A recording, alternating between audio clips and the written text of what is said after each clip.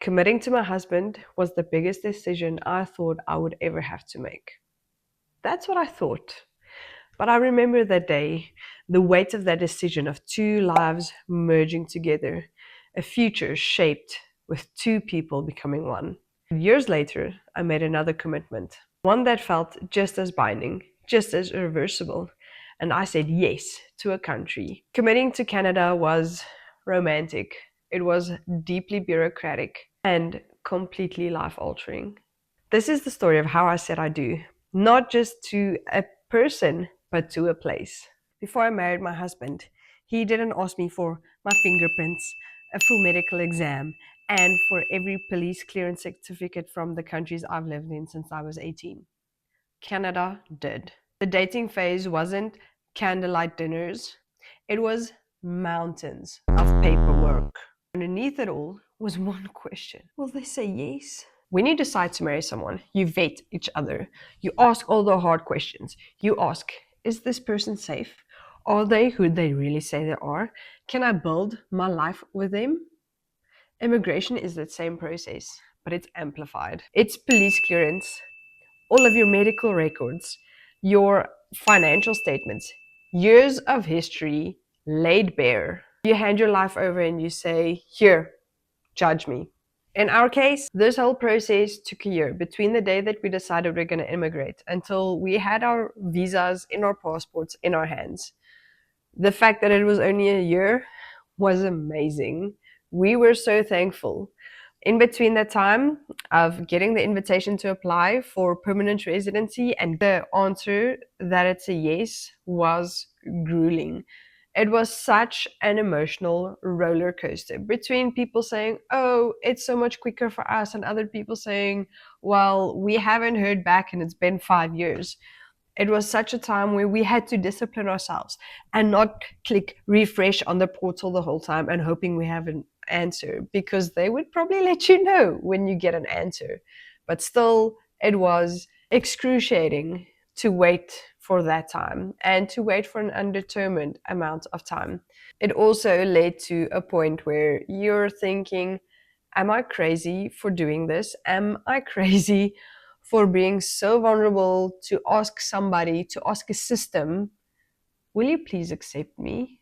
It's like being in a long-term relationship with a country. You're committed, but it's unsecure. And finally, the answer comes. It's a yes. But just like marriage, that's when the real work starts. In marriage, you merge lives. In immigration, you merge systems. It's new ID numbers. It's new cell phone numbers. It's new tax numbers. New obligations, new rules. You have to show up, be there. 3 years out of every 5, you have to physically be there. You can't just disappear. I climbed onto that plane with the 1-year-old. I was 16 weeks pregnant. And on that plane, I just remember thinking, what did we do? Besides the traveling time being quite hectic for me, like I said, with a toddler and being pregnant, the real work started when we landed. When we got to Vancouver and we went to McDonald's and they didn't have a Cajun chicken and chips. They only had a Big Mac with fries. We realized that this is going to be, well, more difficult than we imagined. We also had to adapt to Canadian winters. For those of you who don't know, it's minus 30 degrees in winter. You get frostbite just by walking out of the door, but also it's not the whole time. And getting adjusted to a new perspective, but also having to get up while it's really cold and go shovel snow, otherwise tomorrow you're going to have melted snow, which is going to make ice, and you will probably just slip and fall on your bum. It was an adjustment. The biggest thing that still gets me sometimes, especially in the winters, is the amount of daylight changing. In South Africa, we had like a 2-hour difference. We had 1 hour in the morning, 1 hour in the afternoon, so a total of 2 hours difference in terms of daylight between winter and summer. In Canada, it's about 8 hours nighttime, 8 hours dark, if not less. I will probably be corrected. And then in the winter, it's totally turned around. We only have about 8 hours of sunlight.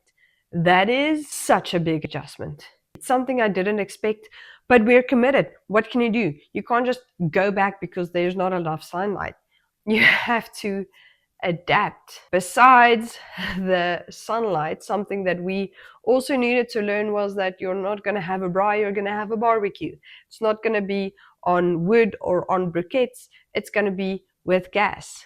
And there's nothing wrong with that, but it was different. So saying yes is just the start. And then you have to make an effort. And it's amazing how much identity lies in our very small habits. The biggest change in marriage isn't logistical, it's identity. You go from me to we. Immigration does the same thing. I went from being a South African living abroad to being a permanent resident in Canada. That piece of paper didn't just give me rights, it gave me a place to belong. There's something in the way that we speak, the way that we have expressions, the way that we use words that have been taught to us by people in our community, people from our history. And dialects form because people have a similar way of speaking in the area where they are. Having to change not only locations, but also languages has been such a big identity shift. Even my plugs are shocked on how much I've changed. Previously, I wouldn't necessarily understand where people come from. Why would the Canadians only greet you at your door and not go out to your car? Well, with it being minus 30 some days, I definitely get it now. And the thing with the identity shift is that you begin to perceive why people do things the way they do, why you did certain things the way you did. And being retrospective, there are so many things where I was so small minded, narrow minded, thinking my way is the only way of doing things. And now I get where other people are coming from. I am way less judgmental just from face value because I have learned that you don't necessarily know where I come from. How could you? I mean, I couldn't expect you to be able to understand what my journey was. And the same goes for me not knowing where you come from. But it's such a special thing to be able to share, to be able to explain, hey, this is where I am, this is where you are, and let's meet each other, not necessarily in the middle, but where the other person is at. That has been a very big blessing to me. And I've learned that my perspective has shifted. If I were to go back to South Africa, it would definitely be home, but it would also be a little foreign. And I realize I'm the one who's changed. And have you ever felt like that? That you're not fully able to fit in the place that you come from anymore? There is an irreversible nature of a covenant. Marriage doesn't leave you the same. Immigration doesn't leave you the same. Even if you were to go back, you've changed. Marriage leaves a mark and immigration leaves a mark. You don't come back the same. My sons are living proof of this identity. The one was born into one system and the other into another system. Yet they're in the same house. Their passports might not match, but their story does. There are a few things that we would want them to inherit from both countries. From South Africa, the love for animals, biodiversity, the love for the bushveld and for hunting. And while I'm saying this, there are a lot of correlations between Canada and South Africa because in both countries you find people who love all of these things and who have a passion for it. But definitely the bushveld and just the way and the traditions of being a boer. And also in Canada, there is this hospitality that I have not found in South Africa. People literally go out of their way for you. They roll a rock out of the road for you, even if it inconveniences them. They are so generous. And it's because everybody has enough because everybody looks after one another. So that's definitely something that I would want them to inherit. I would want them to inherit the Afrikaans traditions, the Afrikaans expressions, but also the Canadian way of thinking and of doing things. There are so many small components that make this whole country that I would want them to extract from both. I want them to have the best of both worlds while loving our family in South Africa and our friends in South Africa, but also building a community in Canada. We fight for what we believe we are and who we believe we are. And there is a weight of identity shaping. Iron sharpens iron. And I'm so thankful that we aren't left the same because we are better for it. We frequently, in our marriage, ask each other, what kind of nation are we shaping in our home?